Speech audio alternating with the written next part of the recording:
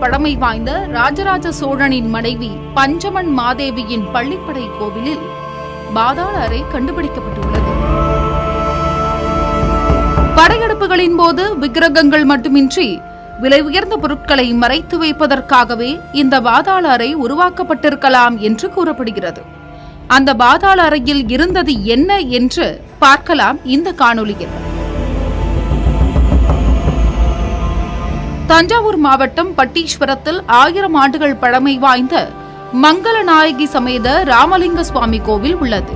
இங்கு ராஜராஜ சோழனின் 5வது மனைவியான பஞ்சவன் மாதேவியின் பள்ளிப்படை கோவில் என கூறப்படுகிறது. பஞ்சவன் மாதேவி தனது கணவரான ராஜராஜ சோழனின் மகன் ராஜேந்திர சோழன் மீது மிகுந்த பாசம் கொண்டு தனது சொந்த மகனாக வளர்த்து வந்ததாக வரலாறு உள்ளது.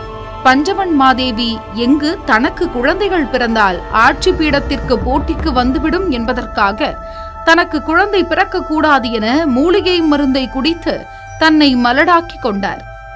இந்த தியாகத்தை செய்த பஞ்சவன் மாதேவியின் நினைவாக மங்களநாயகி சமேத ராமலிங்க சுவாமி கோவிலை அமைத்தார் ராஜேந்திர சோழன். சிதிலமடைந்து காணப்பட்ட இந்த கோவிலை இந்து சமய அறநிலையத்துறை 67 லட்சம் ரூபாய் மதிப்பீட்டில் புனரமைப்பு செய்யும் பணியில் ஈடுபட்டு வருகின்றனர்.